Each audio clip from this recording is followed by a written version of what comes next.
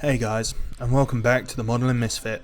Today, I didn't actually know what to do when I started this, so I just grabbed a kit that had been in my stockpile for a while and just let the creative juices flow.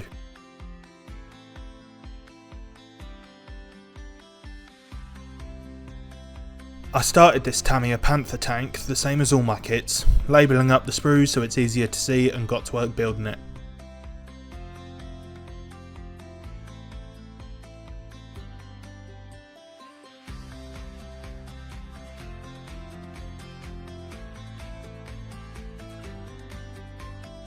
The gun mantlet had two weird lumps poking out that stopped me from being able to slot it into place correctly, so I removed those with my scalpel.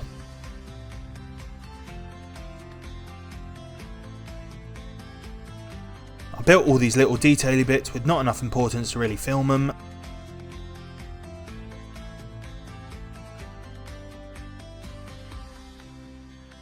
And then boom, it was built.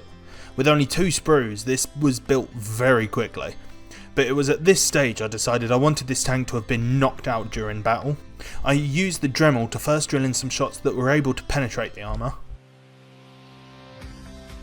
Then some glancing blows.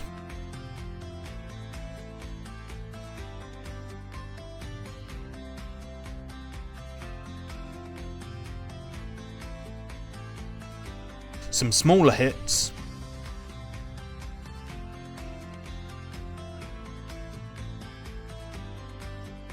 And then I got a bigger drill and drilled the killing blows.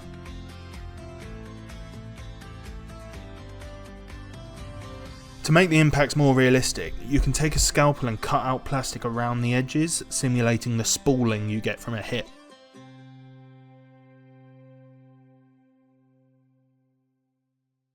Then I wanted to make the barrel explode, kind of like this.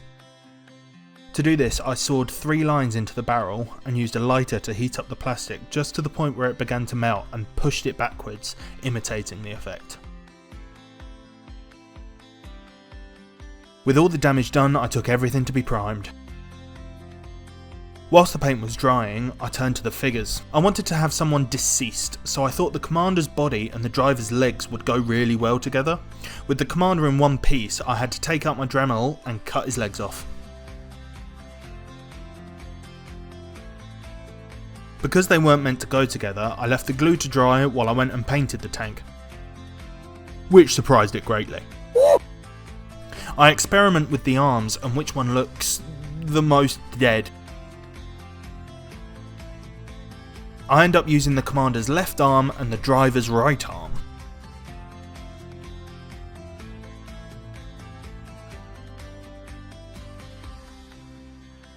And whilst that dries, I paint up the commander. I spend ages on the wheels because the Germans felt it necessary to have their tanks resemble fucking millipedes.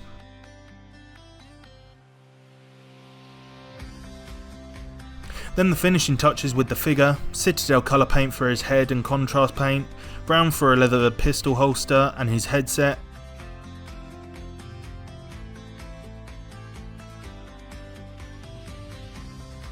and some bullet wounds. Moving on to the tracks, I've airbrushed a very dark brown all over and various stages of dry brushing progressively lighter browns.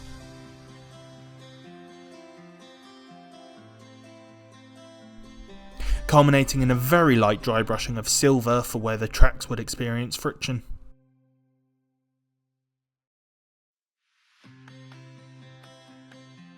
I glued them in a position that gets hidden by the body of the tank to best hide the connection point. Now for the impacts. Paint the affected areas with gunmetal grey, then chipping with a sponge I stole from my kitchen.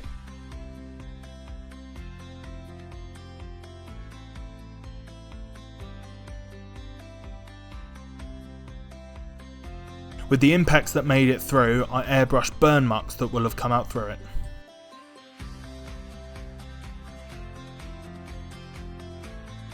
I apply an oil wash to the wheels,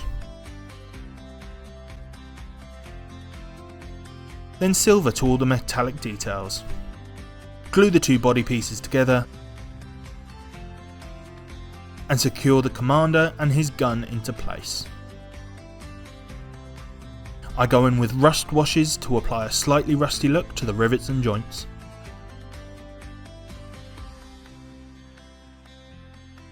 Now I apply the decals and weather them by taking holes out and painting chipping onto them.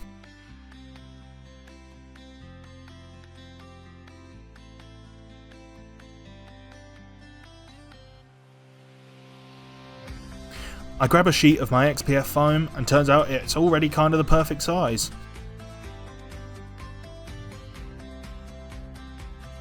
I also found a British soldier from an old kit that I thought would look good.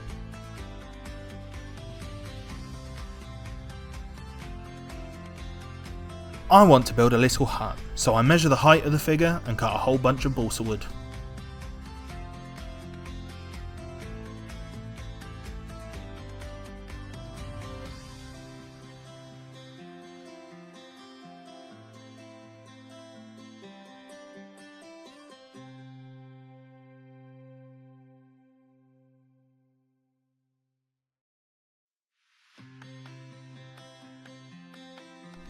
After a bit of googling for inspiration, I wanted to have a paved brick road, so I measured up some polystyrene and cut some nice brick shapes into it.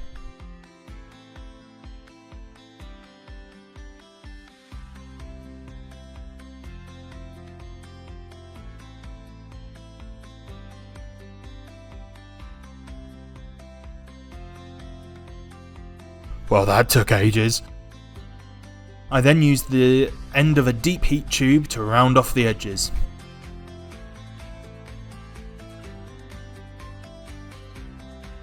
And that took even longer.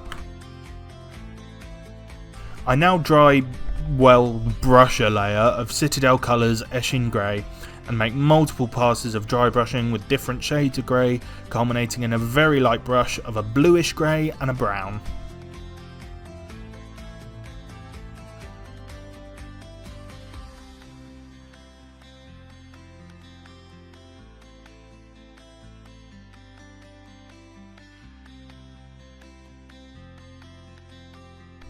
I measure it all up to make sure I had the space I wanted and got a bit of spare polystyrene to make an embankment, which I then took outside with my butane torch to add a natural looking slope.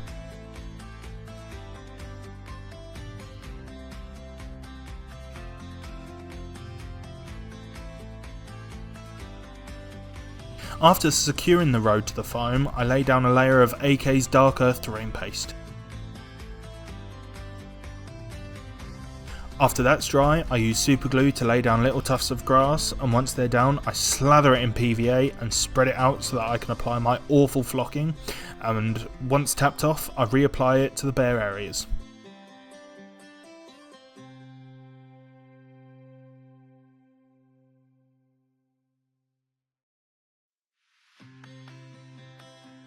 I then apply a stain to my little cabin and place it down along with the fences and bushes, which upon contact with super glue started to fizzle and smoke.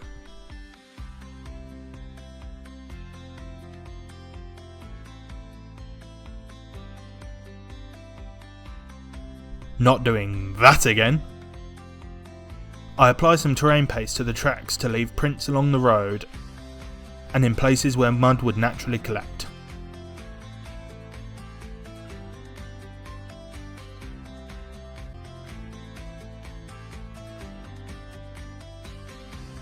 After gluing the tank and the Brit into place, I paint the edges with black